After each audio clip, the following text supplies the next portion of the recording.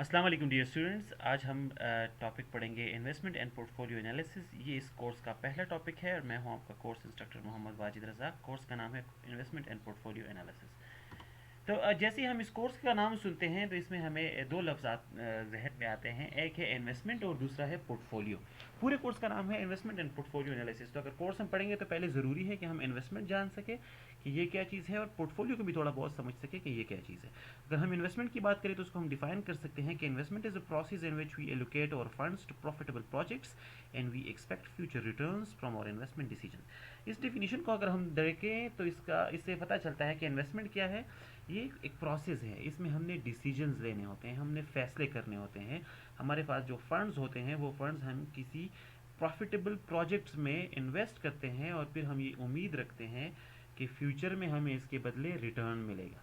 Return से मुराद हमें profit मिलेगा। तो इन्वेस्टमेंट क्या है जनाब? ये एक प्रोसेस है जिसमें हम जो फंड्स होते हैं जो हमें मिलते हैं वो फंड हम अपने पैसे भी लगा सकते हैं या फिर किसी से उधार भी ले सकते हैं।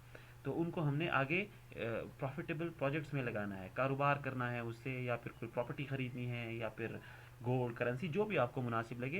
लेकिन ऐसा प्रोजेक्ट जिससे हमें रिस्क कम मिल सके और जिसमें फ्यूचर में हमें प्रॉफिट मिले, तो इसको हम इन्वेस्टमेंट कहते हैं। इसको हम अगर हम आगे देखें तो इसमें हमने लिखा है कि investment involves decision about future.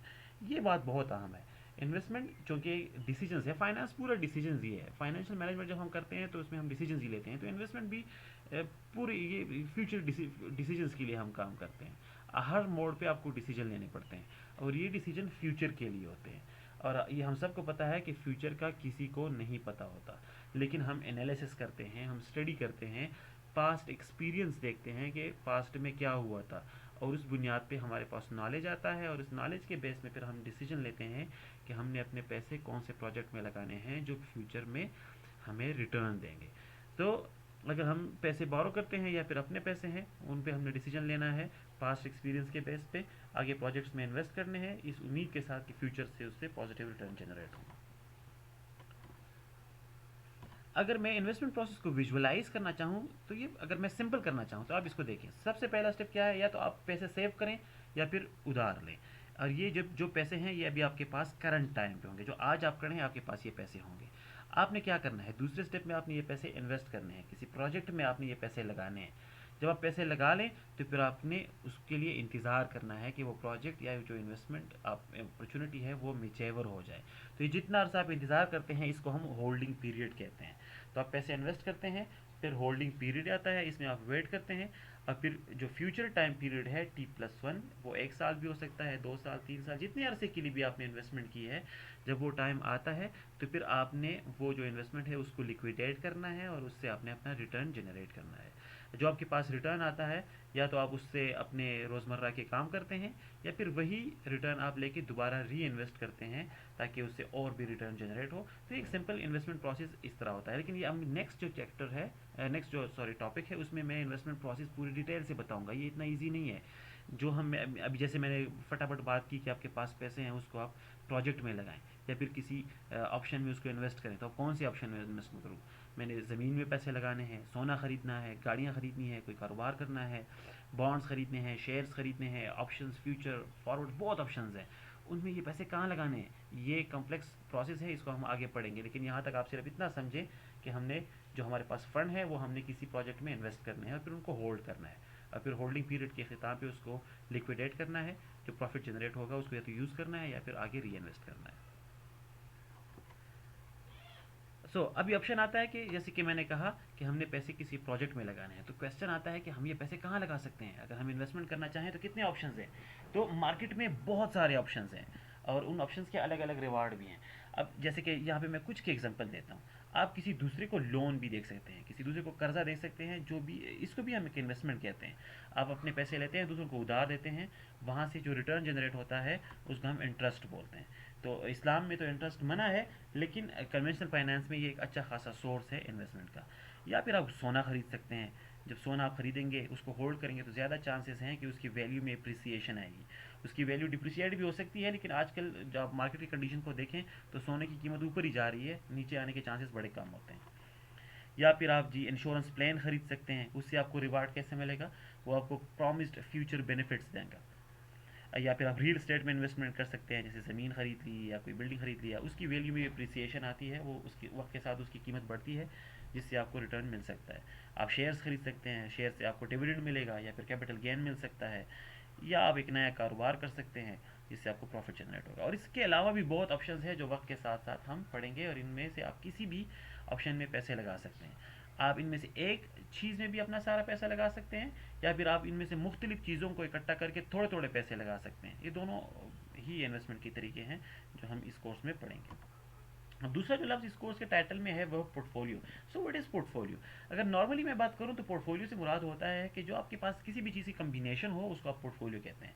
Let us suppose किसी लड़के को या किसी लड़की को कपड़ों का शौक है, तो उसकी कपड़ों की कलेक्शन है, उसको आप कह सकते हैं कि this is the portfolio of her clothes.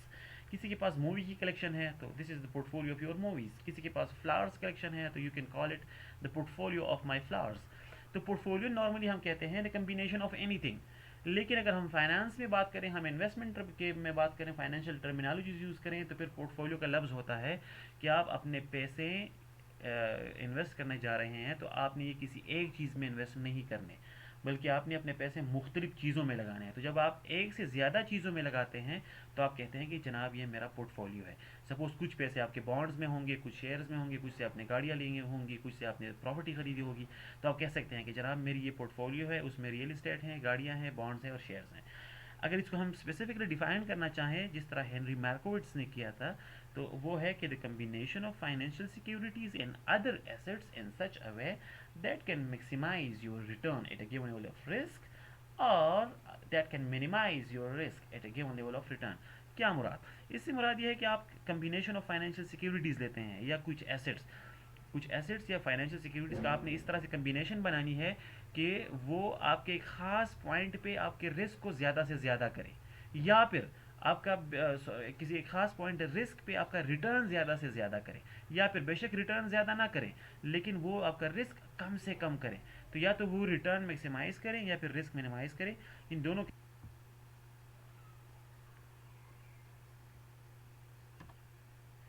अभी सवाल पैदा होता है कि इन्वेस्टमेंट इम्पॉर्टेंट क्यों है? तो इन्वेस्टमेंट बहुत ही ज़रूरी होता है, ना सिर्फ आपके अपने आप के लिए बल्कि पूरी इकानमी के लिए। फॉर एग्जांपल, अगर हम इन्वेस्टमेंट करते हैं तो उससे जो सबसे पहला फ़ायदा होता है that is circulation of funds. Funds जो होते हैं वो एक जगह पे रहते नहीं हैं। अगर हम इन्वेस्टमेंट नहीं करेंगे तो जो हमारे पास सेविंग्स हैं वो बैंक्स में ही पड़े होंगे या फिर घर में ही पड़े होंगे, और वक्त के साथ साथ उनकी टाइम वैल्यू वजह से उनकी वैल्यू भी कमी भी आ जाती है, और जो मार्केट इकानमी में उससे हम फ़ायदे ले सकते हैं वो भी नहीं होते। तो जब इन्वेस्टमेंट होती है इकोनॉमी में तो उससे सर्कुलेशन ऑफ फंड आता है।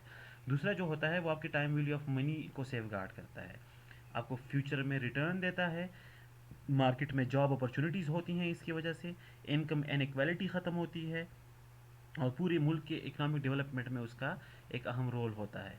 आपके जो अपना ज़िंदगी का गुजारने का तरीका है, लिविंग स्टैंडर्ड है, वो आपका अपग्रेड होता है, क्योंकि आपके पास रिटर्न्स आते हैं, प्रॉफिट आता है, एक्स्ट्रा पैसे आते हैं, जिससे आप अपने रोज़मर्रा के जो आपके ज़रूरियात हैं उनको आप आसानी से पूरा कर सकते हैं। और सबसे अहम, जो आपके बहुत से स्टूडेंट्स होते हैं, बहुत से लोग होते हैं जिनके पास आइडियाज़ होते हैं लेकिन उनके पास पैसे नहीं होते। तो जब आप इन्वेस्टमेंट करते हैं, पैसे मार्केट में डालते हैं, तो मुख्तलिफ लोगों के जो आइडियाज़ होते हैं उनको एग्जीक्यूट करने में हेल्प मिलती है। अगर हम इन्वेस्टमेंट नहीं करेंगे तो अगर हम इन्वेस्टमेंट नहीं करते तो क्या होगा? अगर हम इन्वेस्टमेंट नहीं करते हैं तो फर्स्ट ऑफ ऑल इससे जो नुकसान होगा वो ये है कि जो हमारे पास पैसे हैं वो ऐसे ही पड़े होंगे, उससे हम एक्स्ट्रा रिटर्न नहीं जनरेट करते हैं। दूसरा ये है कि जो वक्त के साथ इन्फ्लेशन आता है, टाइम वैल्यू ऑफ मनी की वजह से उसकी परचेजिंग पावर में कमी आएगी। तो इन्वेस्टमेंट ना करने के नुकसानात हैं, फ़ायदे कोई नहीं है। और आखिर में ये भी होता है कि आप जो मुल्क में तरक्की में किरदार अदा कर सकते हैं वो भी आप अदा नहीं करते। आज के लिए इतना ही। Thank you so much. अगर आपके कुछ क्वेश्चन है तो आप मुझे ईमेल कर सकते हैं।